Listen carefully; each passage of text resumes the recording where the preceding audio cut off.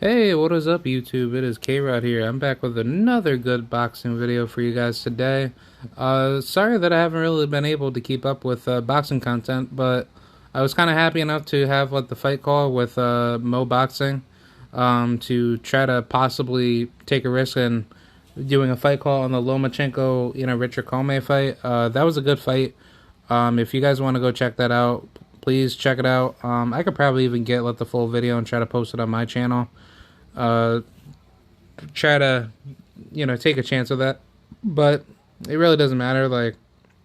Honestly, the fight itself is not even, worth it to my interest to actually, try to find out the full fight and then do it. But hopefully, I'm gonna get the other fights. Zarina McCoy, she got a fifth round KO victory, if I'm not mistaken, down in Mexico. And I asked her if she has any footage. She was supposed to send me information on where to, I guess buy and watch her fight, but I didn't get any news from her. So she said that she'll just find out the footage, or she'll give me the footage when it comes out, and then I'll post it out for you guys. So as far as that goes, I have a lot of videos to cover for tonight. So for the next 2+ hours, we're gonna have some fun. So yeah, let's get right to it. Let's talk about Devin Haney and Gervonta Tank Davis post-fight predictions. This is just a, this is like my fight summary. This is like my post-fight, reactions to those fights. So, I basically I'm going to probably talk about like how should I say, did Devin Haney and Gervonta Tank Davis get highly tested in those fights? But I'll just basically title it as my initial post fight reactions on Devin versus Tank. So yeah, let's get right to it. We're gonna be grinding. So yeah, I'm going to be saying what I have to say. So yeah, let's get right to it. My thoughts on the fight itself. They were great fights. I'll just start with Devin, and then I'll swing over to Tank next. But I thought Devin did a good job against Jojo Diaz. It was a good fight while it lasted. I thought Jojo was being allowed many opportunities by Devin to land that left hook on Devin, in which Jojo, he was Devin's very first southpaw that he's ever faced. And, my philosophy on orthodox fighters fighting southpaw fighters is that you should never fight a southpaw late into your career, because if you do, that's going to expose you in the long run, where you could get exposed by that one traditionally gifted southpaw that could possibly hurt you, if not brutally expose you. So Jojo Diaz, with him being a southpaw, I had a little bit of worries that Devin would possibly have a tough outing with Jojo, but I wasn't expecting Jojo to just give Devin all the biggest problems in the world. Obviously, Devin had a little puzzle to solve, and once he solved Jojo's puzzle, he did what he had to do. But I think the main problem is just mainly that Devin, he was trying to go back to his ignorant ways to try to please the audience, in which he tried to obviously bang with Jojo Diaz. I didn't think that was a good idea. I thought Devin should have been more defensively responsible and not give Jojo Diaz so many opportunities to hurt him. But I guess to that particular degree, Devin did not respect Jojo's power enough. But because Jojo, he was landing flush shots on Devin, and Devin, he was just like, okay, well, you're hitting me, but I'm not really feeling phased out by it. So therefore, Devin, he just continued on with it, and that made me, ask some questions, throughout that fight. Why would you want to trade with somebody that obviously likes to bang? And even though Jojo, he's not a puncher, but he has some volume puncher's chance. So I thought Devin did a really crappy job on the inside by allowing Jojo Diaz to give him so many opportunities. But when we analyze Devin's boxing, ring IQ, and his ability to adapt to anybody's style, he did amazing. He did awesome. He did things that I would not expect, him to do. And Devin put on a great, I would say a good A minus level performance. He did what he had to do, but at the same token, Devin could have done things a lot better to avoid, less punishment from JoJo. So I thought Devin, he did what he had to do, but he had a little bit of kinks in his armor that could easily get him, exposed by more dangerous southpaws like Gervonta Tank Davis, maybe even Jose Rayo Valenzuela in the future if they ever meet up, or maybe Shakur Stevenson, or maybe Tevin Farmer. Who knows? That is something that is a little bit questionable right now, but I can't say that until Devin gets inside the ring with those guys. But that's just my biggest concern for Devin's weakness, because, knowing JoJo, he's like a low-tier dangerous... he's a low-tier, less dangerous southpaw. The difficulty wasn't as hard as I would expect for Devin to, perform at a decent, A minus performance, if not probably borderline B tier. But Devin did what he had to do. I was happy that he got the, unanimous decision. I didn't really think JoJo really won that many rounds to begin with.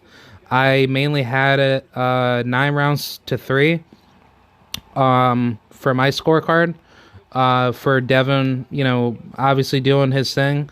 But I mean, if you want to be generous, or if you want me to be generous, I could, have it 8-4 Devin's way against JoJo. I mean, JoJo did what he had to do, but obviously, he did not have the power to hurt Devin. And even if he did have power, I'm pretty sure Devin wouldn't have traded with JoJo. He would have been a lot more intelligent by keeping his, inside pocket, fighting, out of, basically, out of reach or out of bounds, where he would not, resort to trading blows, with a puncher. And, Devin would have just simply outboxed you. So I think Devin did a good job for what it showed, but he could have done way better, in my honest opinion. So I think Devin's next couple fights are going to be very interesting to see who he's going to fight next. But I think at this point, Devin needs to move up to 140, because I think his power will carry a lot better and it will adapt a lot smoother versus 135, because I truly believe Devin, he's not as physically strong at 135, similar to that of Montana Love, where he used to fight at 130, 135, but now him fighting at 140, the difference was that his power did not show itself at 130, 135. But when he moved up to 140, he's now, destroying everybody. And, that's awesome, because, Montana Love, he's a very heavily gifted fighter. And, I respect the living shit out of him. So that's what I like out of Montana Love. He's a damn gifted fighter. And what he does in and out the ring shows that he's constantly developing, and he's only going to get better, and he's going to become a bigger threat in the future. But for Devin Haney's case, I think Devin Haney will scale a lot better at 140 or 147. Either way, it doesn't matter, because the level of competition that he will face at 140, 147, that's going to give him more physical attributes to his advantage, and he's going to be able to perform a lot better, because he's not having to drain down to 135. And remind you, 135 is a pretty small division. Not to say it is small, because 135 does have big, athletically gifted fighters. But when you look at 135, Devin Haney, he is not, set for that weight to be fighting at that weight. His body is too big for 135. So I think it's pretty similar to Montana Love's weight cut situation. When he used to fight at smaller weights, but I truly believe Devin, his true physicality will scale way better at 140. But as far as that fight goes, I give Devin a good A minus performance. He did what he had to do. He just tried to trade too much with JoJo to try to prove a point to say that I guess he can bang. But it's like Devin knows like he's a masterclass boxer, and if I were Devin Haney, I would not want to be showing a lot of weaknesses out of your caliber skill set that you're going to be more vulnerable on the inside, and I didn't think that was a smart idea for him to trade with JoJo. Even though JoJo's not a puncher, but still Devin knows better not to do that 9 times out of 10 if JoJo was a puncher theoretically. But as far as that fight goes, that was a good fight. I hope JoJo does elevate himself to become a world champion at 135. I think he is more than ready to be ready for those top level guys in the mix. Put him in there with Isaac Cruz, or maybe even Ryan Garcia, which I think Ryan Garcia would be a very easy victory. But I also wouldn't mind guys like Michel Rivera, definitely Frank Martin. That would be a fantastic fight. Anybody that's that's obviously willing to fight JoJo, to give him that experience, or to give him a very difficult, tough fight. And I think JoJo can beat some guys at 135, but wherever the dices may roll and land for his future, for the rest of his career, I think JoJo's in a good spot financially and legacy wise by going through this fight with Devin Haney, and now his name has definitely gotten a lot bigger because you had taken the opportunity to fight Devin Haney, not only obviously not only to be a loss record on your resume, but a Devin Haney fight increases your financial gain of what you do for your next few fights heading into the future. And I think that's a good look on you, because you're going to not only get better by facing those tougher level opposition opponents versus other fighters, they're not willing to take that risk compared to JoJo or Devin Haney. But either way, respect to both men, because they actually put on a very good fight. But I hope Devin Haney, he can get undisputed with George Kambosos, which is highly unlikely. But if not, maybe try to just get, a couple more fights left at 135, and then I'd say probably move up if you can't get undisputed, because that's really why Devin's only there. He's only there just to get, obviously the big name fights at 135, but nobody's not willing to fight him, and Devin's being basically blackballed, out of the mix. So who knows? If we could get Devin versus Vasyl Lomachenko, I wouldn't mind that fight. That's a great fight. But if let's just say Lomachenko is going to fight, George Kambosos next, which I highly doubt that, mainly due to the fact that the WBA, they are looking to mandate Gervonta Tank Davis to fight George Kambosos. So if that does happen, Lomachenko, he has no say in what happens in that political, decision. But let's just say if that does happen, I would not mind to see Lomachenko versus Devin Haney. I think at this stage of Devin Haney's career, him versus Lomachenko on pay-per-view is actually a very good fight. especially if you put it on DAZN or shit, put it on fucking Top Rank, have that shit pay-per-view. I actually wouldn't mind to pay to see that fight. But until then, I don't know what's going to happen. But I think Devin Haney, he needs to definitely look at the last couple options that are left, because I don't like to see him at 135 forever. You know, he's only 23 years old, and his body's getting bigger. So I don't think Devin should be staying at 135 that much longer. I say give it at least a extra year, or less than a year, if you want to be, you know, like, realistic. Like, because, like, I truly believe Devin, he's not going to, you know, keep up at that weight. But if he can't keep up at that weight, you know, he should just automatically vacate. But either way, I will support Devin's decisions, you know, depending on, you know, what route that he decides to go. But moving forward to the second fight, Gervonta Tank Davis versus Isaac Cruz Gonzalez. That was a hell of a fight. I thought Gervonta Tank Davis did amazing. A lot of people thought Gervonta Tank Davis lost that fight. I truly did not believe that. Gervonta Tank Davis unfortunately broke his hand in the 6th round out of that fight. Isaac Cruz is a good fighter for using pressure, but his style was basically tailor-made for Gervonta. Gervonta just broke his hand in the process, and he wasn't able to land his flush shots on Isaac Cruz.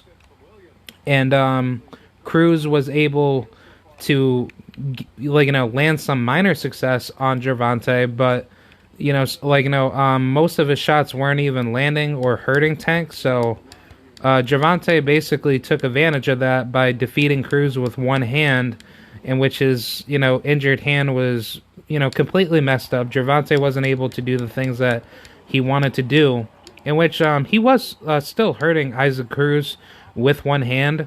And Cruz, you know, he was holding a lot too. But I will say Gervonta, he did have a little tough puzzle to solve, because Isaac Cruz, you know, he obviously ducked under a lot with his head, you know, which is very smart, because if you are the shorter fighter, you obviously want to duck under, so that way you don't get hit as much, leaving, like, you know, like, your chin wide open. And I think you know, as far as, like, where things are with how should I say, as far as where things are with like, you know, Gervonta's skill set, and, you know, his, you know, legacy of where things should be, I think Gervonta is at the prime point of his career, and he's he's obviously done enough to be good in his own right, you know, as a fighter. But just because people say, oh, well, he's only fighting low tier level opposition, so how can we say he's good? That still doesn't mean Gervonta's skill set is still levels above the opposition that, you know, like, we obviously don't want to see him in there with. And I put all the blame to Floyd Mayweather on that. But Gervonta Tank Davis at this point, you know, he's obviously satisfied. He's not really complaining, other than just, hey, just, you know, set up the fights and I'll be ready. So I think that's really I think that's what Tank's mindset really is. And I think Gervonta understands that at some point he needs to leave Floyd Mayweather if he wants to get these big fights. Unless Floyd Mayweather, if he's really willing to give Gervonta these fights, and the fans are massively demanding it, which I truly believe a good number of people, including myself, want Gervonta given these big fights now, because right now is where Gervonta is at his dangerous peak. But later on, we don't know what Gervonta Tank Davis is going to do later on in his career. Whatever happens later on in his career, that can put a burden on his prime peak of who he is as a fighter. But I think Gervonta Tank Davis, he's ready for guys like Devin Haney, Teofimo Lopez. Obviously, you know, he could beat the living crap out of him. Teofimo doesn't really show that much of a threat to Tank based off of how he got exposed by Kambosos. But Who knows? I purely think Gervonta Tank Davis just needs to leave Floyd Mayweather, and the tokens or the dices will land as they roll, as Gervonta Tank Davis can be a lot more marketable as a free agent, and he doesn't need to listen to anybody but himself. But I think Tank already knows that, so I think he's just building off of what Floyd can give him. And then when it's time for Gervonta to leave Mayweather Promotions, which I'm hoping he is leaving Mayweather Promotions, I would hope that there's some form of contractual, you know, agreement stated to say that Gervonta, is set to leave on a certain, time frame. But I really hope Gervonta does leave Floyd, because I don't think Floyd is going to want to, let his ego out the door and let Tank be better than Floyd. And Floyd Mayweather, would probably be jealous to the point to say, oh, well, look at him being better than me. That makes me jealous to not like him anymore, blah, blah, blah. So Floyd Mayweather wants to try to make Gervonta basically make his career, a level below him, so that way he could prevent all the big fights that everybody wants to see Tank in. And therefore, that's what makes Floyd Mayweather the best promoter in boxing, because he didn't give the fans what they wanted in the first place, to have Gervonta face all these top-level guys now, to solidify his, career. Because Gervonta Tank Davis, he is a pay-per-view star, believe it or not. And whether, people like it or don't like it, Gervonta is selling out multiple venues. So it's not like Tank is doing a crappy job when it comes to marketability, because the only thing that Gervonta does is show up to the fight, and he just performs as he goes. So Gervonta's marketability is set in stone based off of how well he fights in the ring.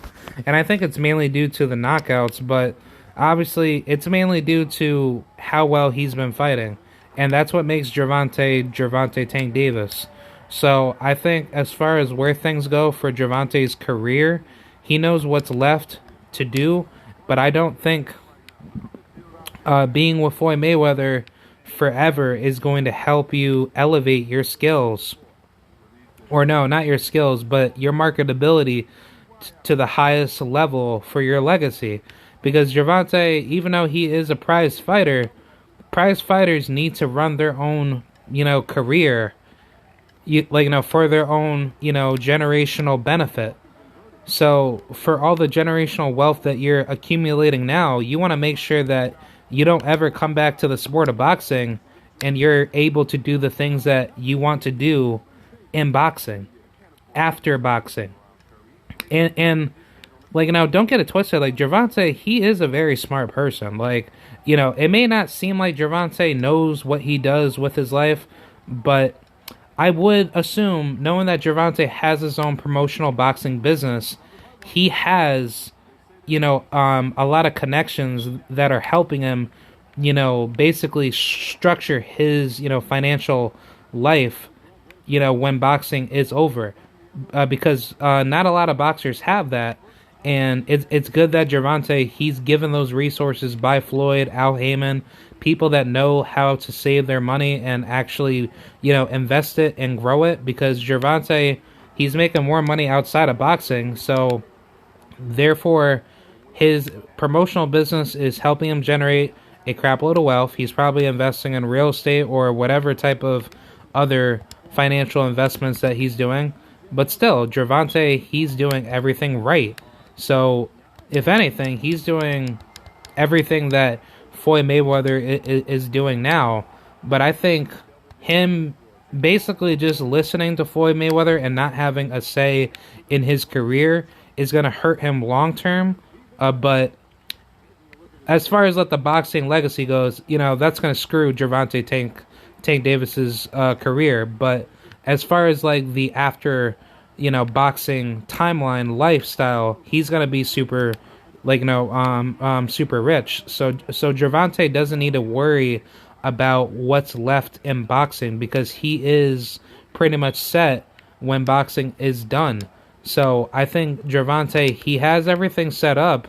It's just that he just needs to how should I say, he needs to start leading his own path away from Floyd Mayweather, and then everything out of what the Mayweather puzzle blueprints will give Gervonta his just due in the sport of boxing, because that's really what a lot of people want to see out of Tank. They want to see Tank call the shots, and Gervonta, he obviously does not need a promoter because he is his own promoter.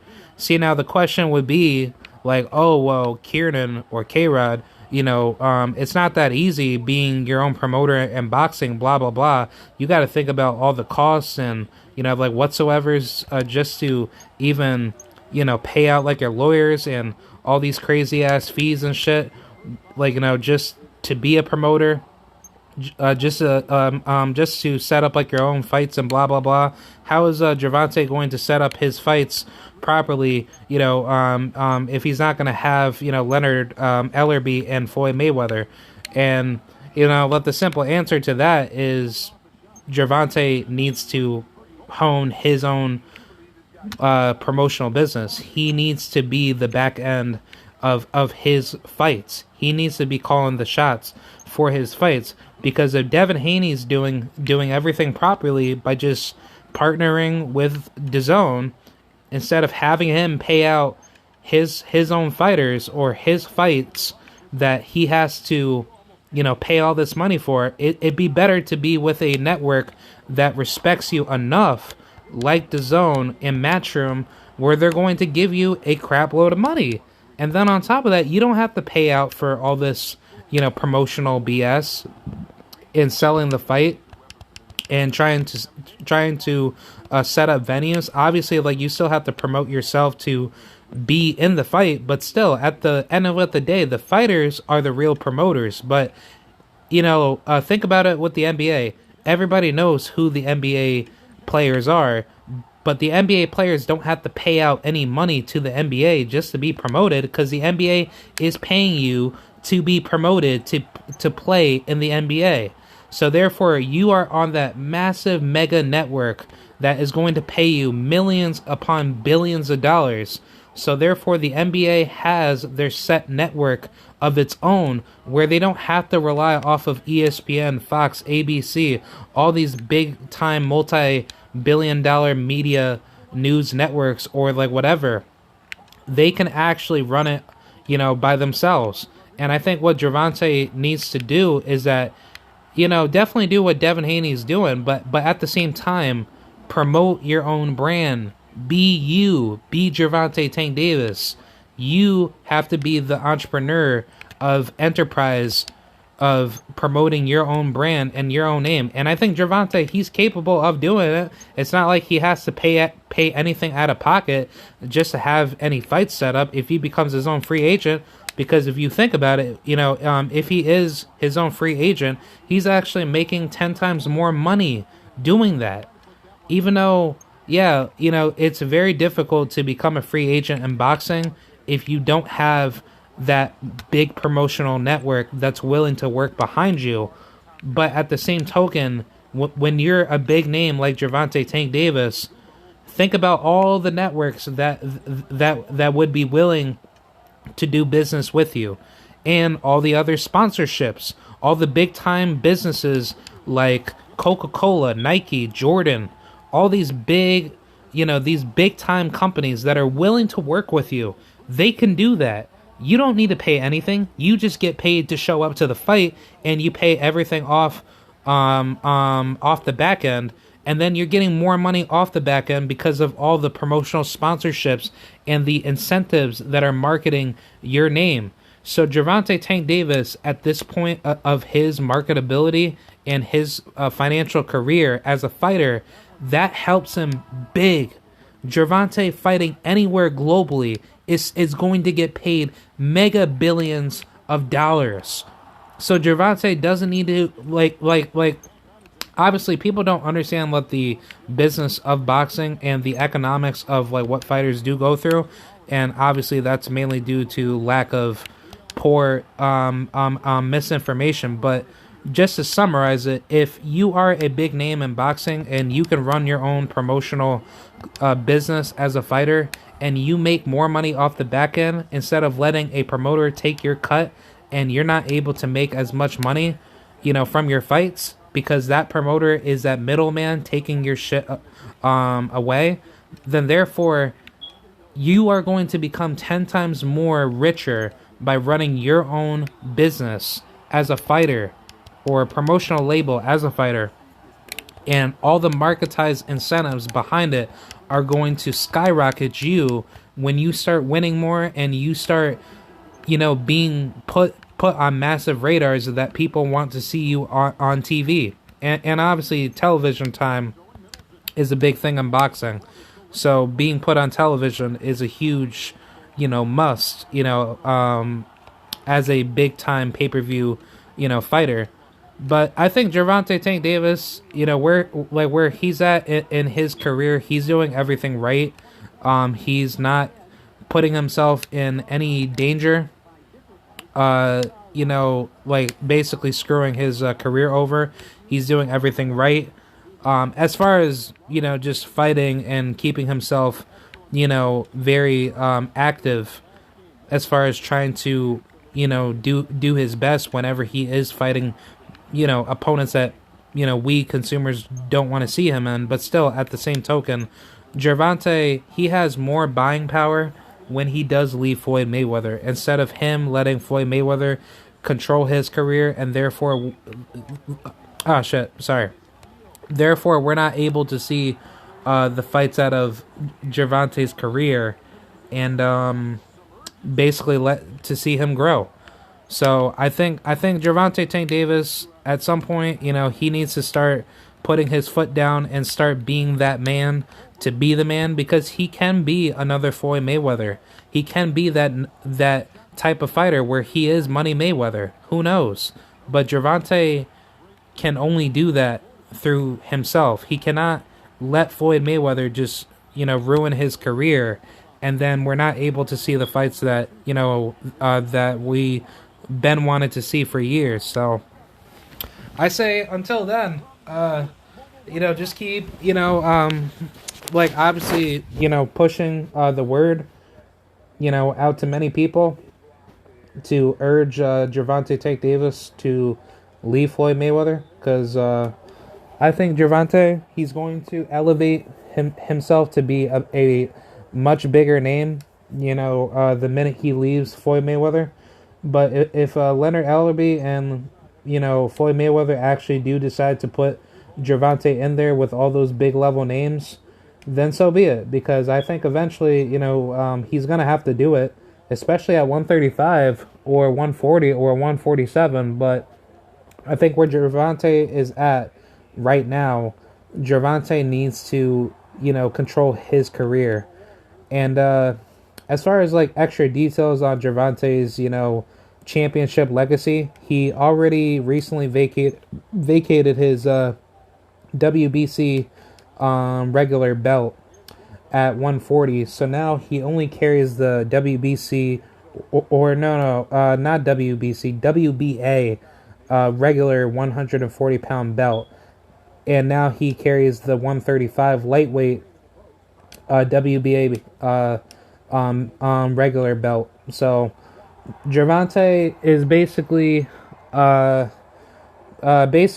champion at one weight now instead of two weight divisions. So I think at this point Gervonta, he should probably try to push for the Kambosos fight if the WBA is actually planning on mandating that fight for Tank and George Kambosos to be next. But yeah, either way, Gervonta, he's set, man. At this point, it's all about prize fighting. Gervonta really doesn't need to, basically listen to anybody. He can easily, run everything by himself. He could easily partner with the PBC or whoever that wants to give him big money for big fights. But I'd say until then, Gervonta, he's trying to do the best he can to try to urge Floyd Mayweather and Leonard Ellerbe to, make those fights happen. But I say until then, it is yet to be known. So, yeah, that's pretty much what I have to say. I hope you guys enjoyed that of my latest, post-fight reaction videos. I know that that was pretty late of me because I've been so busy lately. But I'm definitely gonna try to be more consistent on the fly to give you guys what you guys want. But as far as everything else goes, I am gonna be signing out, and I'm gonna be dropping more videos as we speak right now. And yeah, I'll see you guys later. This is KRAD7435 signing out. Thank you. Bye.